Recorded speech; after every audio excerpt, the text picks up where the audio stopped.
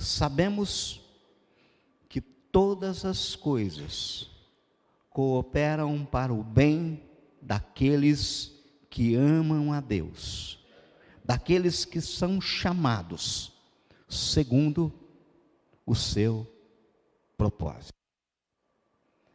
Embora seja difícil lembrar desse verso e acreditar nele quando as coisas parecem que não estão muito bom, quando as coisas estão difíceis, ou estão piores daquilo que nós imaginamos, saiba que tudo realmente coopera para o bem daqueles que amam a Deus. Se você ama a Deus, esse é o caso. Note, esse texto, esse versículo nos desafia, sobretudo nos momentos em que não conseguimos ver as coisas boas, porque tem momento que a gente não vê. Sabe quando as coisas parecem feias? Eu não sei se é só comigo, mas de vez em quando eu olho e falo assim, olha, a coisa, como é que eu vou conseguir ver que essa coisa está cooperando para mim? Talvez inclusive você não consiga enxergar isso nesse momento. Se você estiver passando por uma fase, digamos assim, atribulada, mas saiba que cada dificuldade que vivemos, independentemente da área, serve como uma espécie de trampolim para que nós possamos crescer na fé, para que possamos melhorar. Algum pode pensar, então Deus está me fazendo sofrer para me ensinar algo? A resposta é não, de jeito nenhum. A ideia de que Deus nos faz sofrer para nos fazer aprender algo que não tínhamos entendido até então, na realidade ela é uma distorção sobre o caráter e sobre a bondade de Deus. Deem graças ao Senhor porque Ele é bom, o seu amor dura para sempre. É aquilo que nós vemos no Salmo 136, 1. Deus é bom o tempo todo, e o tempo todo Ele nos ama. Mas entenda que Ele nos avisou sobre as aflições da vida, e não nos prometeu dias fáceis, já que temos um inimigo totalmente empenhado em nos destruir. No entanto, o próprio Senhor Jesus nos afirmou que estaria sempre conosco. Tem de bom ânimo. Meu irmão, minha irmã, não culpe Deus pelo seu sofrimento. Isso é errado. Se existe alguém que quer te ver sofrer, na realidade é o outro, é o diabo. Entenda que quando você passar por situações difíceis e o inimigo acha que vai te derrotar, o que você precisa é de posicionamento de fé. Hoje a palavra que eu tenho para o teu coração é: calma, vai passar, tudo vai passar. Todas as coisas cooperam para o bem. Se você ama o Senhor, tudo, absolutamente tudo coopera para o seu bem, ou seja, vai se reverter ao seu favor. Como? Não sei. Que hora? Não sei. De que jeito? Não sei. O apóstolo Paulo, depois de nos falar que o Espírito Santo nos assiste em nossas fraquezas, porque não sabemos nem como orar como convém, depois de falar que o Espírito Santo intercede por nós, ao Deus que está sobre nós, inclusive com gemidos inexprimíveis, agora vai tratar sobre um plano perfeito, um plano vitorioso em nossas vidas. Vamos destacar algumas lições que eu queria que você acompanhasse comigo. A primeira coisa que Paulo nos fala é acerca de uma convicção inabalável. Ele está nos falando de uma certeza. Note que Paulo começa dizendo: sabemos. E esse termo na língua grega, ela vem da matemática. É um termo exato, ele é um termo preciso, que não tem qualquer relatividade. Aqui ele não está lançando mão de conjectura hipotética, mas ele está lançando mão de uma certeza experimental. Ele diz: sabemos. Note que Paulo não diz sentimos, Paulo não diz assim imaginamos, Paulo não diz, eu penso que, não, ele diz, nós sabemos. Entenda, o sabemos aqui não é apenas um saber teórico, do ouvir falar, do viu em algum livro, leu em algum livro, que aprendeu numa aula. Esse saber aqui é um saber empírico, baseado na experiência. Ele conhecia, é um saber prático, é um saber existencial, é um saber completo. A mesma linguagem que ele vai usar em 2 Timóteo capítulo 1, verso 12, que afirma, sei em quem tenho crido. É isso que ele está falando. O meu saber é porque eu sei em quem eu tenho acreditado, em quem eu acredito. Nós sabemos.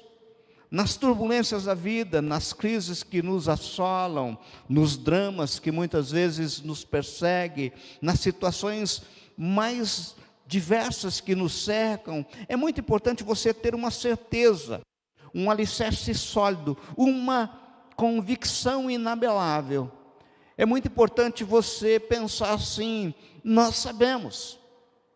Amados, Jó, depois de tudo enfrentar, vai dizer, bem sei que tudo podes e nenhum dos seus planos pode ser frustrados.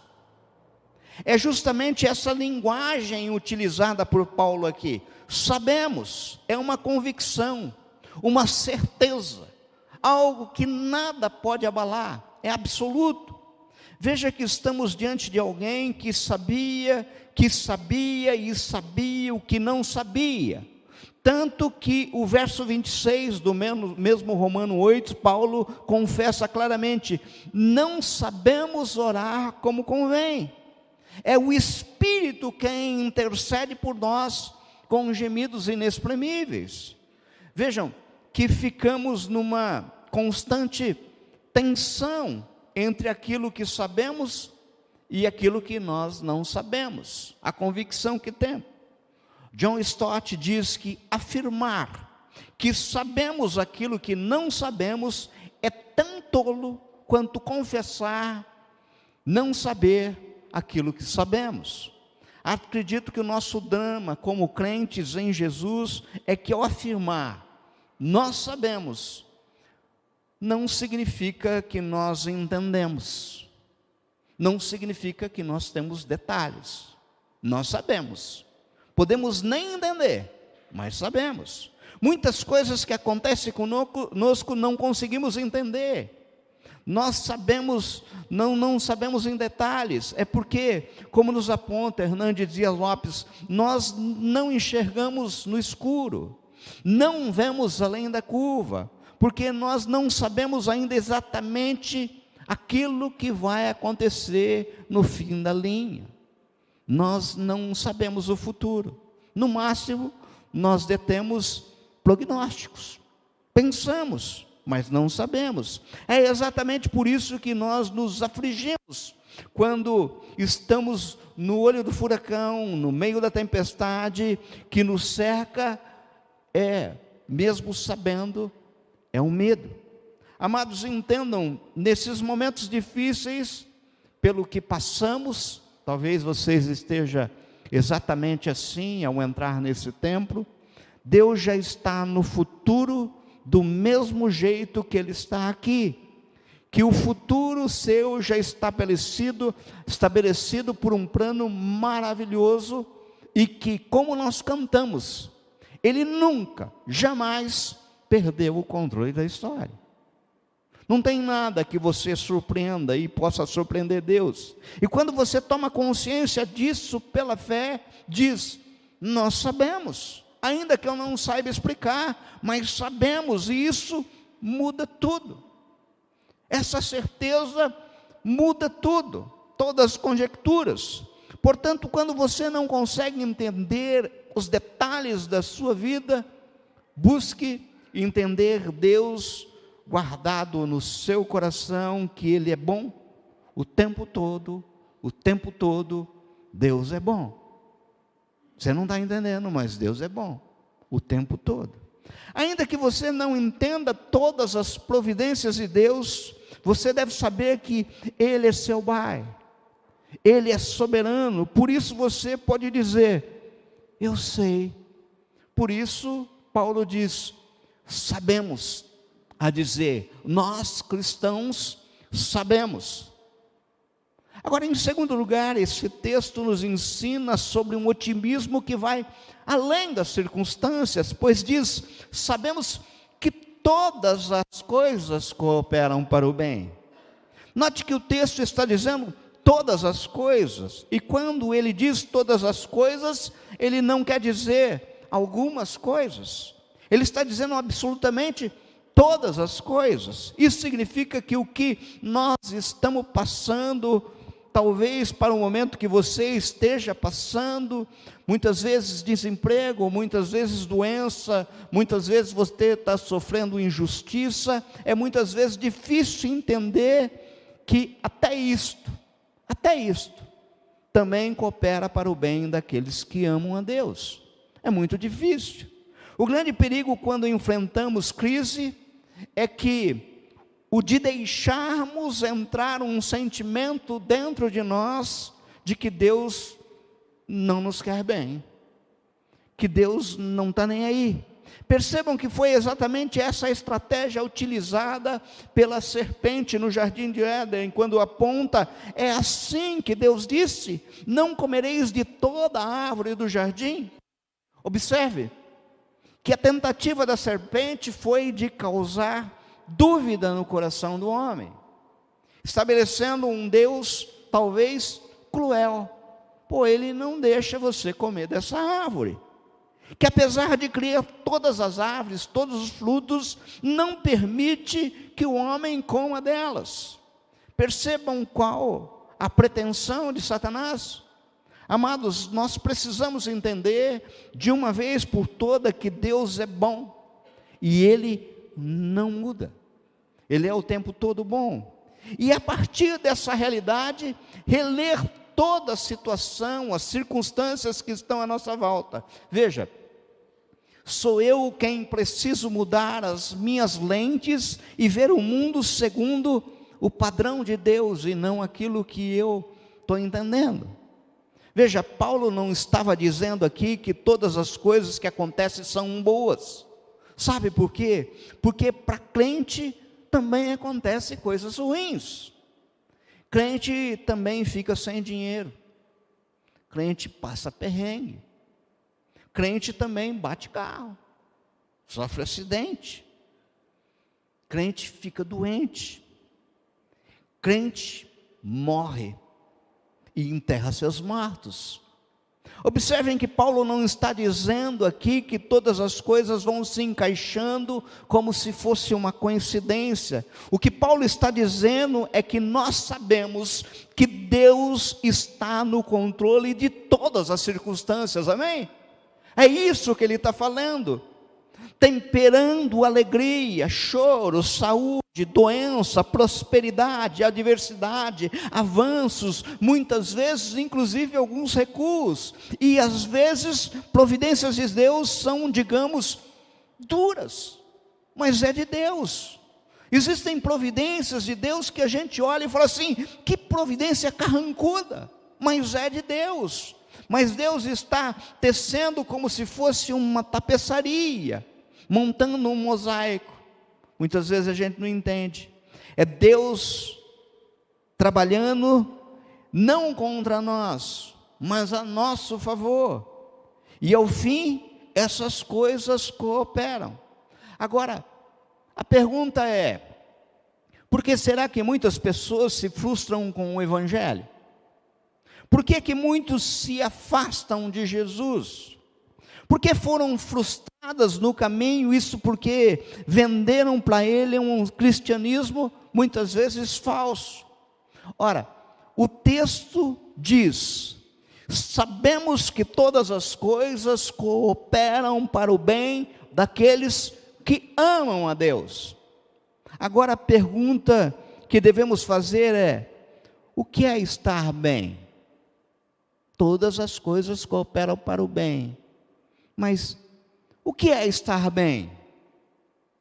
Gente, fazer pergunta para o texto é um grande segredo para inclusive estudar a Bíblia.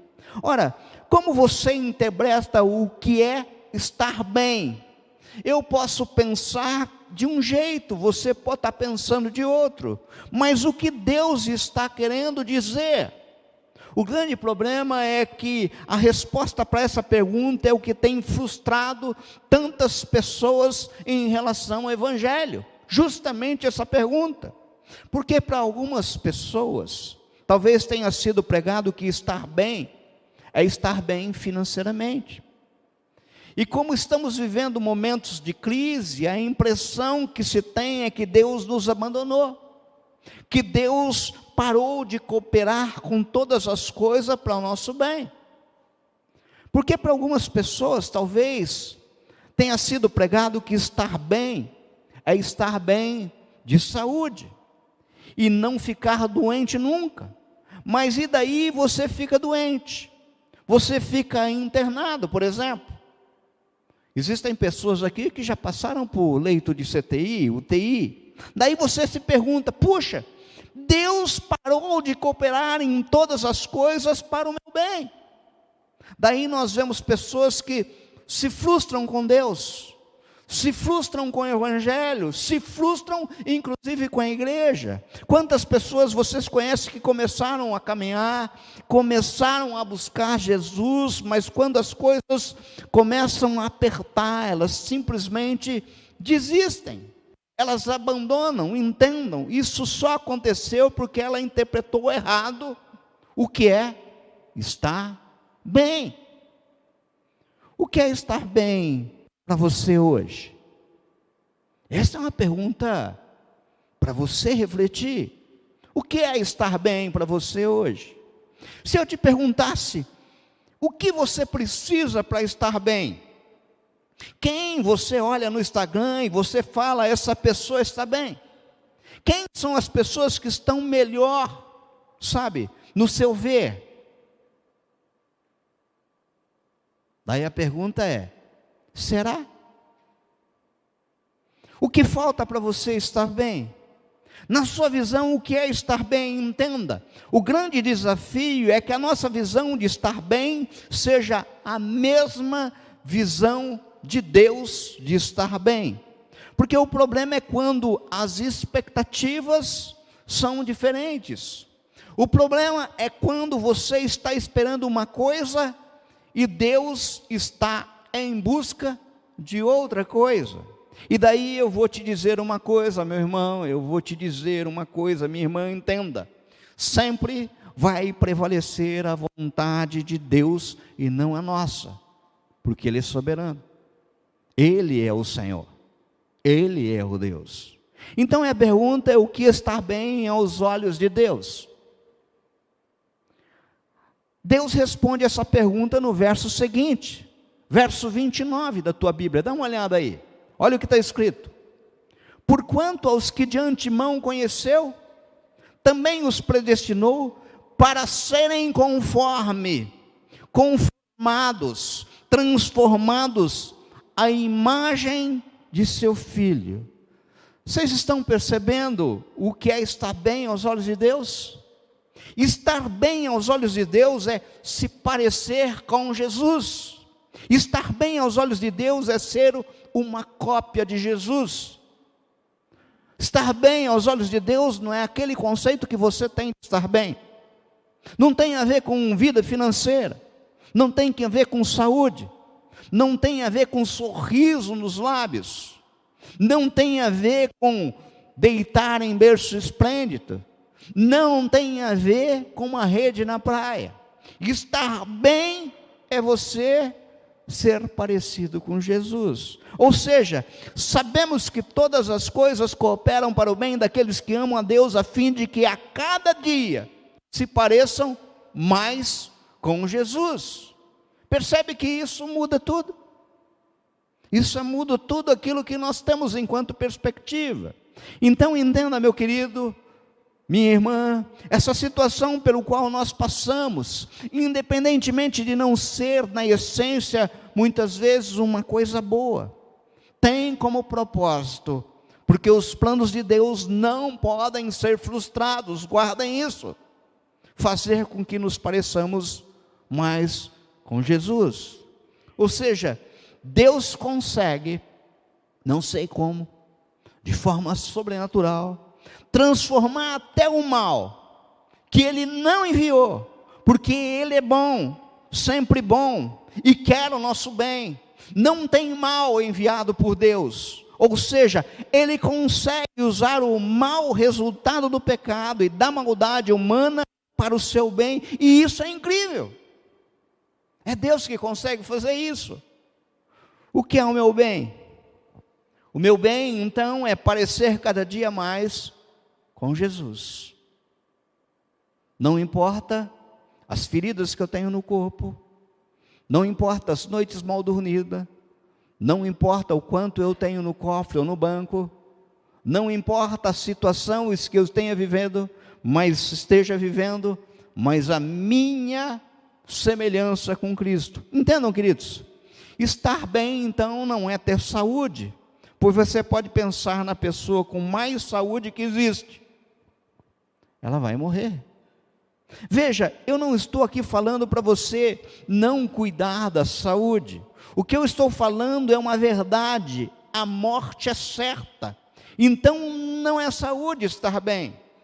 Entendam, queridos, estar bem não é estar bem financeiramente, ser rica, pois as pessoas mais ricas que existem podem ser abaladas. E além de tudo, como está afirmado em 1 Timóteo capítulo 6, por quê? Nada temos trazido para o mundo, nem coisa alguma podemos levar dele.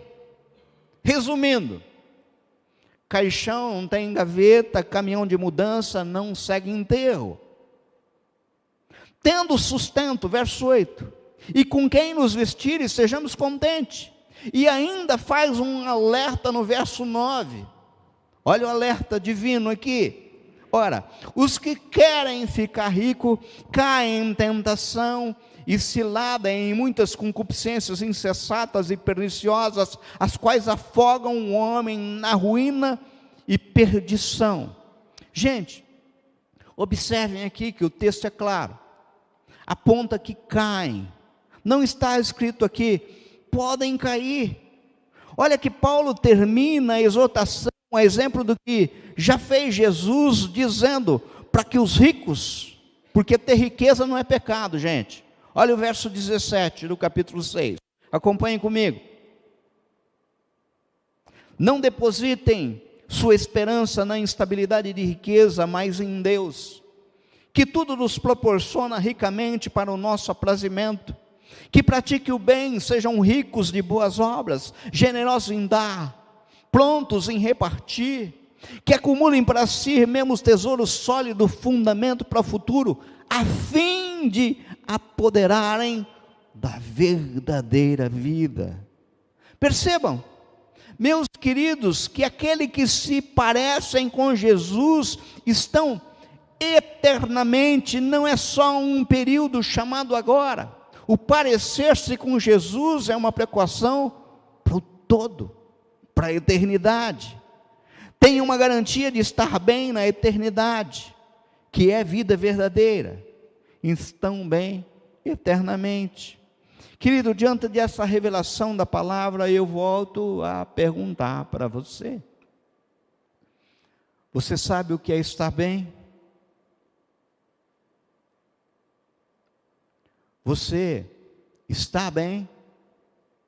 Sabe aquele cara que você está seguindo no Instagram? Ele está bem? Ou seja, ele se parece de fato com o primogênito? Se parece com Jesus? Qual a pessoa mais parecida com Jesus que você conhece? Essa é uma pergunta que a gente tem que fazer. Afinal, nós temos uma rede de influentes e nós estamos engolindo, sem saber. Reflete Jesus. Entenda, se você não entender a visão do que é estar bem, você não vai conseguir entender o que Deus está fazendo na sua vida. Agora, em terceiro lugar, observem que a palavra diz que todas as coisas cooperam para o bem. Aqui eu queria que você entendesse que Deus não é um sádico. Deus não tem prazer em ver filho nenhum sofrendo. Mas Deus treina seus filhos. Deus, por vezes, nos coloca na escola da graça, e muitas vezes a escola da graça está no deserto, para que nós possamos ser treinados. Veja, mesmo quando a lição é dura, Deus não trabalha contra, mas trabalha por você, trabalha em você, para depois trabalhar através de você. Essa é a ação, inclusive, do Espírito Santo. Ele trabalha por nós, porque é Ele que nos convence do pecado. Depois Ele trabalha em nós para nos transformar, e depois nos usa como instrumento para que nós, através de nós, as pessoas sejam alcançadas. Sabe, eu já contei aqui, há muitos anos atrás, a minha filha era muito pequenininha, e ela tinha que se submeter a uma cirurgia. Eu levei ela para Rubião Júnior, chegando lá para fazer a cirurgia, nenezinho, linda, 8 meses de idade. Tem um momento em que ela não estava entendendo como nenê. Para fazer cirurgia tem que fazer o quê? Jejum. A mãe amamentava no peito. E ela chorava do quê? De fome. A enfermeira veio para pegar ela dos nossos braços. E ela começou a berrar. E daí entra na cabecinha da criança: pai, meu pai, o senhor é meu pai, por que o senhor não está me protegendo? Entra na cabecinha da criança: mãe, minha mãe, eu estou com fome, por que a senhora não me alimenta? A enfermeira pegou a Carol para levar para o centro cirúrgico, e eu não fiz nada, e a Ana não fez nada. Por quê? Porque eu era apaixonado, e sou apaixonado por ela, porque eu sei que aquilo era o melhor a fazer. Ela não entendia, mas era o melhor, porque ali iria curar e não matar. Mas para ela, o pai estava virando o rosto para ela. Para ela, a mãe estava negando alimento, o peito. Muitas vezes nós somos assim com Deus. Muitas vezes nós não entendemos, sabe? O motivo pelo qual uma mãe deixa seu nenê chorar de fome para fazer um exame, que muitas vezes necessita jejum, é por causa do amor que sente, e não ao contrário. Muitas vezes você está gritando, inclusive nesse momento: Deus, por que eu estou passando por tudo isso? E Deus vai responder: porque eu te amo, porque eu sou apaixonado por você. E isso faz parte. É o meu amor que está fazendo isso. Mas você não vai entender. Mas você pode afirmar: mas eu sei, sabemos, porque sei que Deus é bom, Deus é Pai, e Deus me ama. É essa a certeza que nós precisamos ter. Veja, Deus não vai te tirar de uma situação que não vai te matar. Esse é o ponto. A Carol achava que aquelas enfermeiras estavam matando ela, mas eu, pai dela, sabia que aquelas enfermeiras estavam curando ela. Percebam a diferença? Note, Deus quer te deixar bem, não segundo o seu conceito, por vezes errado, de estar bem, porque os conceitos que são pregados aí de estar bem é sucesso, dinheiro, saúde, muitas vezes fama, mas segundo aquilo que é um bem eterno, é outra coisa, estão entendendo? Estar bem é parecer-se com Cristo. Quando pensava sobre isso, eu me lembrei do Salmo 23, o mais conhecido da Bíblia. O Senhor é meu pastor, Salmo de Davi. O Senhor é meu pastor, nada me faltará. Quer dizer que, sendo o Senhor o meu pastor, de nada, ou seja, de coisa alguma eu sentirei falta, pois Ele me basta. É esse o sentido no original. Note que o Salmo ainda aponta, verso 4, ainda que eu ande pelo vale da sombra da morte, não temerei mal nenhum, porque Tu estás comigo. Existe uma promessa, eu estarei com vocês todos os dias. E Ele está cumprindo essa promessa. Ele está cumprindo todos os dias. Sabe? O teu bordão e o teu cajado me consola. E essa promessa vai longe. Prepara-me uma mesa na presença dos meus adversários, unge a cabeça com óleo, meu cálice transborda. Bondade e misericórdia certamente me seguirão todos os dias da minha vida, e habitarei na casa do Senhor para todo sempre. Bondade e misericórdia de quem, gente? De Deus. De Deus. Diz que na Inglaterra, certa vez, abriu-se um concurso de declamação. Já falei isso aqui. E uma pessoa se candidatou para fazer uma declamação, e a declamação que ele ia fazer, ele pensou bem, eu vou declamar o Salmo 23. Ele era dessas pessoas eloquentes, grande artista, sabe? Voz pomposa, bonita. Fico imaginando eu que é tipo um Rolando Boldrin declamando. Quem sou eu? E ele declamou o Salmo 23. Quando ele terminou de declamar, a plateia toda levantou e aplaudiu ele de pé, entusiasmado. Tempos depois, um senhorzinho, baixinho, cabelos brancos, subiu no palco, pegou o microfone e falou assim: me permita eu também declamar o Salmo 23. Ele não tinha uma voz tão linda, tão forte, tão vigorosa, e ele declamou. Quando ele terminou de declamar, toda a plateia estava em lágrimas. Sabe por quê? Porque o artista conhecia o Salmo do Bom Pastor. Aquele velhinho era um pastor que conhecia o pastor do Salmo. Isso faz toda a diferença. Quando a gente conhece o nosso Deus, sabe, nós sabemos. Entendam, queridos, quando Marta e Maria mandaram chamar Jesus, porque seu irmão Lázaro estava doente, ele demora 4 dias para chegar. Daí as perguntas: por que ele deixou que ele morresse? Por que ele deixou que fosse sepultado? Tudo para a glória de Deus. Porque pela crença de uns judeus, qualquer um poderia ser ressuscitado até o 3º dia. Mas no 4º dia, só Deus encarnado poderia fazê-lo.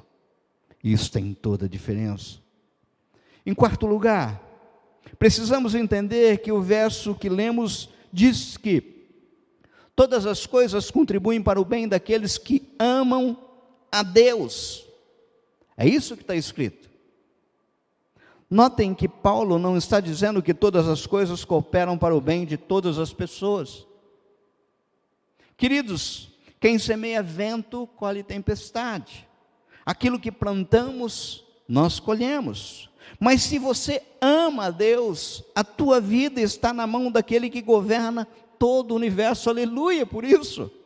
Se você ama a Deus, o bordão e o cajado do Senhor te consola. É Ele quem te guia pelas veredas da justiça, e o seu nome, o nome do Senhor, vela pela tua vida. Agora temos mais uma pergunta: quem são essas pessoas que amam a Deus? Você já se perguntou isso? Aqueles que compreendem que primeiro foram amadas por Deus, pois o seu amor por Deus com certeza é refluxo do fluxo do amor de Deus por você. O seu amor por Deus é resposta do amor de Deus por você. Ninguém ama a Deus por si mesmo. Então, se você ama a Deus, é porque sabe do amor dele por você, e daí não tem que temer o futuro, pois tudo vai dar certo. Acalma o teu coração, tudo está na mão de Deus, é Ele que cuida, mesmo nos vales da sombra da morte. Queridos, guarde uma coisa: se você está aqui agora, nessa noite, se você muitas vezes está com o coração apertado, você está passando uma dificuldade, uma tristeza, uma angústia, você não está aqui por acaso. Deus te amou primeiro, é Ele que te trouxe, é Ele que te sustenta, saiba disso. Em quinto lugar, precisamos entender que estamos diante de um plano glorioso, um plano perfeito, um plano maravilhoso. Observem comigo, o verso não termina aí, pois há um complemento. Já no verso diz: todas as coisas cooperam para o bem daqueles que amam a Deus e são chamados segundo o seu propósito. Veja que esse verso nos fala dos eleitos de Deus, daqueles que são atraídos por Deus, de modo que Ele jamais faria isso para destruir. Ele que te chamou. Ora, se aprendemos que nenhum dos planos de Deus pode ser frustrados, da próxima vez que você enfrentar uma luta, não murmura não, gente, sabe? Da próxima vez que você enfrentar uma luta, não reclama não. Deus está no controle, tudo vai passar, tudo vai dar certo, tudo vai ficar bem, porque o plano maior do Senhor é muito além da dor que você está sentindo agora. Gente, tem pessoas que choram, e muitas vezes eu vejo choros legítimos. Quem sou eu para discutir do choro? Mas quando a gente visita algumas pessoas, sabe? Hoje mesmo eu fiz uma visita hoje à tarde, orando com um irmão, numa situação difícil. E ele dizia: o tempo todo Deus tem me sustentado. Sabe, o que nos falta muitas vezes é olhar para o lado. O que falta para a gente muitas vezes é entrar em alguns hospitais. O que falta para a gente muitas vezes é visitar alguns asilos, alguns orfanatos. O que falta muitas vezes para nós é visitar celas de penitenciárias. O que falta muitas vezes para nós é correr corredores, sabe, de hospitais. E muitas vezes, ponto de entrega de droga. Lugares abarrotados de pessoas dormindo no relento. E a gente se enche de dor, porque Deus não olha para mim. Vejam, o pastor Douglas Gonçalves usa uma ilustração muito bonita para nos falar desse processo de Deus para amadurecimento, sabe, para transformar a imagem de Jesus. É assim, ó. Se você vê um cacho de uva e pegar uma uva, deve valer o quê? Centavos. Mas se você pegar, por exemplo, um cacho de uva que sequer dá para comer, porque não é uva de mesa, da Nebbiolo, né? Lá no Piemonte, espremê-lo, amassá-lo, sabe? Vai submeter ele a um processo que vai transformar-se num vinho. Ela faz um vinho chamado Barolo, que inclusive as pessoas, os críticos dizem que é o vinho do Deus dos vinhos. Quando uva não vale nada, mas transformada em vinho, vale centenas de dólares. Assim é nós. Muitas vezes é isso que precisa, sabe? Transformar em algo valioso.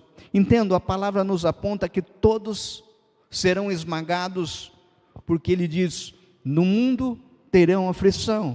Agora, qual a diferença entre aqueles que amam a Deus e têm uma aliança com Ele, daqueles que não? É que o resultado daqueles que amam a Deus Serem esmagados é se tornarem cada vez melhor e atingir um alto padrão. E o padrão, gente, é alto pra caramba. O padrão é Cristo, não é outro. Entendam, quem ama Deus não sai destruído, mas ressuscita. Saímos melhor. O resultado dessa uva processada, sabe? Não é um suco qualquer, é um vinho valioso. A questão é que aqueles que não entendem o que é estar bem, e não entendem que estar bem é parecer com Jesus, acham que estar bem é não ter problema, não ter dificuldade de saúde, não ter dificuldade financeira, é ter fama. Não conseguem entender que é preciso que sejamos esmagados. Amado, entendo que a nossa grande pregação é sofrimento, pois pense comigo, qual o símbolo do cristianismo, gente? Qual o símbolo da nossa fé? É uma cadeira de balanço? É uma rede entre dois coqueiros? O símbolo da nossa fé é a cruz. Através do sofrimento nós trazemos glória a Deus para a terra. Inclusive o Senhor diz: cada um pegue a sua cruz e siga-me. Agora preste atenção como esse texto termina, o verso 29. Porquanto aos que de antemão conheceu também os predestinou para serem conforme, transformados à imagem dos seus filhos, a fim, tem um afim aí, a fim de que ele seja o primogênito entre muitos irmãos. A fim de significa que o propósito é que a família de Deus cresça, que você faça parte dessa família. Isso significa que você ser parecido com Jesus vai trazer muitos outros para também serem parecidos com Jesus. E eu vou concluir. Querido, o processo te fere, mas o propósito te cura. Vai ter lutas, sabe? Medos, insegurança, mas também terá a presença de Deus te sustentando todos os dias. Suporte o processo e você viverá o propósito. Salmo 136 diz assim: rendei graças ao Senhor, porque Ele é bom, porque a sua misericórdia dura para sempre. Certa vez, havia um rei que não acreditava na bondade de Deus. Porém, esse rei tinha um servo que em todas e qualquer situação dizia que Deus é bom. Um dia, eles saíram por uma batalha, o rei foi ferido e perdeu um dos seus dedos. O rei ficou furioso e disse a seu servo: Deus é bom? Se ele fosse bom, não teria me ferido. O servo apenas respondeu: meu rei, apesar de todas essas coisas, Deus é bom. Indignado com a resposta, o rei mandou prender o seu servo. Uns dias depois, o rei saiu para uma outra batalha. Nessa batalha, ele foi capturado por um povo idólatra, que faziam inclusive sacrifícios humanos. Já no altar, pronto a ser sacrificado, o povo percebeu que aquele homem faltava um dedo, não era perfeito, ou seja, não poderia ser oferecido como oferenda, e o libertou. Ao voltar para o palácio, o rei mandou soltar o seu servo e recebeu alegremente o servo, porque ele entendeu: meu amigo, Deus realmente foi bom comigo, escapei de ser sacrificado. Mas, diga-me lá, eu tenho uma dúvida: se Deus é tão bom, por que permitiu que você, que tanto defende, fosse preso? O servo sorriu e respondeu: ah, meu rei, se eu tivesse ido com o Senhor, eu seria sacrificado, porque eu não tenho sequela nenhuma. eu estaria naquele altar. Muitas vezes nós deixamos circunstâncias, problemas acontecerem que, sabe, nada tem a ver. O Salmo 136, ele vai nos mostrando a bondade de Deus, quem Ele é, tudo aquilo que fez, a soberania de Deus, a sua benignidade eterna, o seu caráter íntegro, o seu amor fiel. Portanto, a gente precisa amadurecer. Se quer estar, sabe, se você ama a Deus, saiba que todas as coisas cooperam para o bem e que Deus tem um plano. Por isso eu quero te dizer agora, já caminhando para uma oração, que está bem para você. Calma o teu coração, tudo vai passar, sabe? Tiago escreveu: meus irmãos, tem de bom motivo de toda alegria passar-te por várias provações. Passar pelo vale da prova não significa ausência do amor de Deus. Prova, inclusive, é diferente de tentação. O inimigo nos tenta para nos enfraquecer. Deus nos prova para nos fortalecer. O inimigo nos tenta para nos derrubar. Deus nos prova para nos transformar. Um atleta só tem desempenho notório quando ele se submete à disciplina, através das provas, sabe? Entenda, as provações na vida do crente são propositais.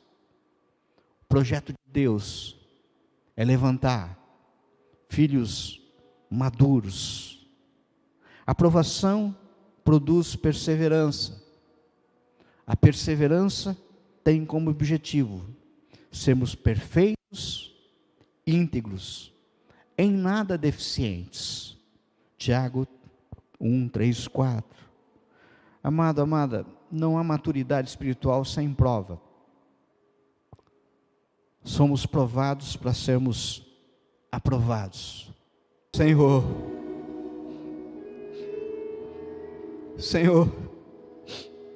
recebe no teu trono, Pai, a nossa oração.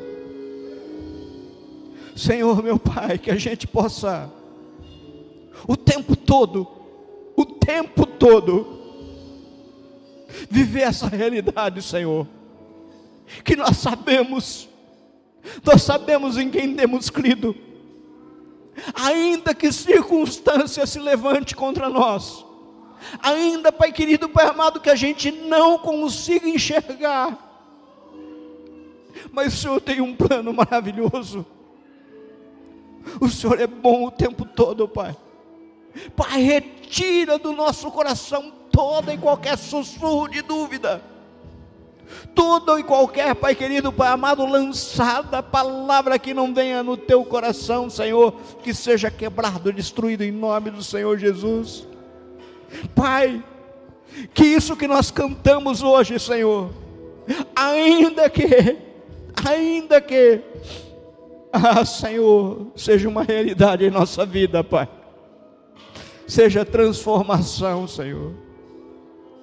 Senhor, que essa verdade, Pai, nos transforme à imagem do teu Filho Jesus, porque isso, Pai, é isso que é estar bem, ser parecido contigo. Estar bem é refletir Cristo. Estar bem é andar como Cristo andaria. Estar bem é falar como Cristo fala.